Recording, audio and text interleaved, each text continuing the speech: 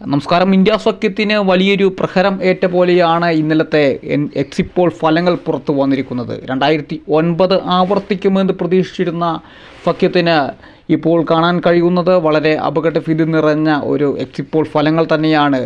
തുടർച്ചയായി മൂന്നാം തവണയും BJPയുടെ നേതൃത്വത്തിലുള്ള NDA അധികാരത്തിൽ വരുമെന്നാണ് എല്ലാ എക്സിറ്റ് പോളുകളും പ്രവചിച്ചിരിക്കുന്നത്. NDAക്ക് 350 മുകളിൽ സീറ്റുകൾ ലഭിക്കുമെന്നും ഈ ഏജൻസികളുടെ സർവേയിൽ പറയുന്നുണ്ട്. ഇന്ത്യ സഖ്യത്തിന് 120 മുതൽ 150 വരെ സീറ്റുകൾ ലഭിച്ചേക്കാമെന്നും.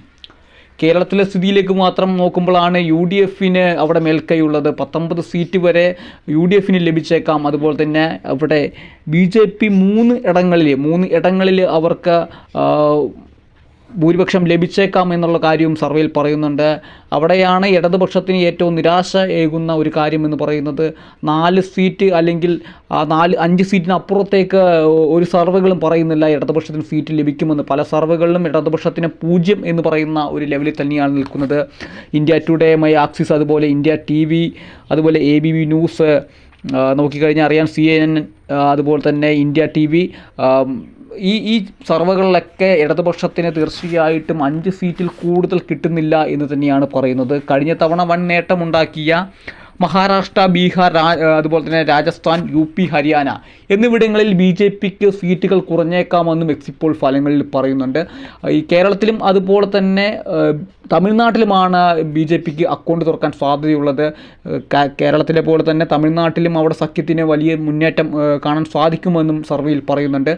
കേരളത്തിലെ സ്ഥിതിയിലേക്ക് നോക്കുമ്പോൾ തിരുവനന്തപുരം, തൃശ്ശൂർ, ആറ്റിങ്ങൽ എന്നിവിടങ്ങളിലാണ് BJPക്ക് കിട്ടുമെന്നുള്ള സർവേയിൽ പറയുന്നത്. ഇന്ത്യ ടുഡേ, മൈ ആക്സിസ് സർവേയിലാണ് ഈ 3 സീറ്റുകളിൽ എവിടെയെങ്കിലും NDAക്ക് കിട്ടുമെന്ന് പറയുന്നത്.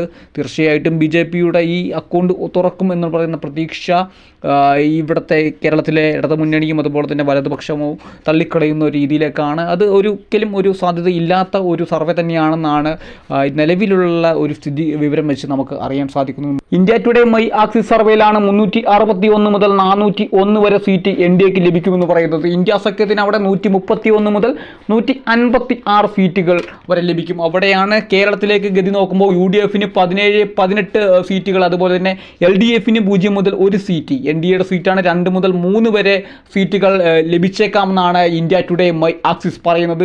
അതുപോലെ തന്നെ റിപ്പബ്ലിക്കിൻ്റെ 2 സർവേകളിലും NDAയുടെ ഭൂരിപക്ഷം 353 മുതൽ അതുപോലെ 368.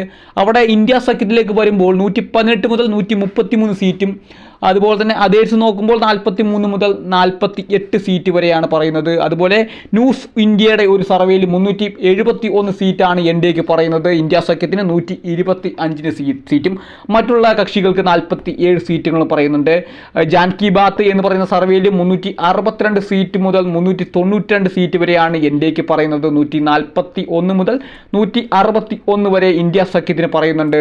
മറ്റു പാർട്ടികൾക്ക് 10 മുതൽ 20 സീറ്റുകൾ വരെ ലഭിച്ചേക്കാം.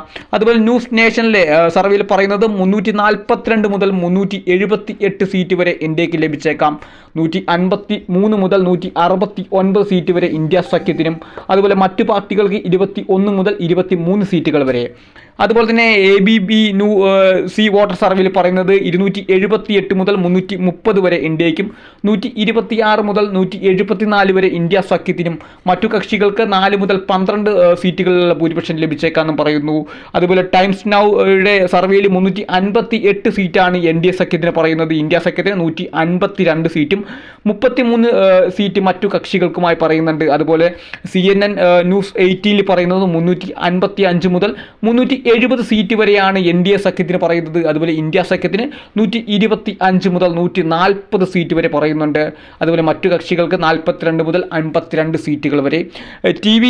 ഇന്ത്യ TVയുടെ സർവേയിൽ പറയുന്നത് 371 മുതൽ 401 സീറ്റ് വരെ NDA സഖ്യത്തിനും, അതുപോലെ തന്നെ ഇന്ത്യ സഖ്യത്തിന് 109 മുതൽ 139 സീറ്റ് വരെ 139 സീറ്റ് വരെ ലഭിച്ചേക്കാമെന്നും, അതുപോലെ തന്നെ 28 സീറ്റ് മുതൽ 38 സീറ്റ് വരെ മറ്റു കക്ഷികൾക്ക് ലഭിച്ചേക്കാമെന്നാണ് പറയുന്നത്. BJPയുടെ ഒരു ഭരണം തുടർച്ചയുണ്ടാകും. 400 സീറ്റിന് മുകളിൽ BJPക്ക് ലഭിക്കും എന്ന് തന്നെയാണ് എക്സിറ്റ് പോൾ ഫലങ്ങൾ പറയുന്നത്. പക്ഷേ ഇന്ത്യ സഖ്യത്തിൻ്റെ ഒരു പ്രവചനം എന്ന് പറയുന്നത് 295 സീറ്റിന് മുകളിൽ ഇന്ത്യ സഖ്യത്തിന് ലഭിക്കുമെന്ന് തന്നെയാണ് ഇന്ത്യ സഖ്യത്തിൻ്റെ ഒരു വിലയിരുത്തൽ. നമുക്ക് തീർച്ചയായിട്ടും നോക്കാം ഈ വരും ദിവസങ്ങളിൽ ആ സഖ്യത്തിൻ്റെ പ്രതീക്ഷ കൈവിടുമോ അതോ താമര വീണ്ടും വിരിയുമോ എന്ന് നമുക്ക് വരും ദിവസങ്ങളിൽ അറിയാൻ സാധിക്കും.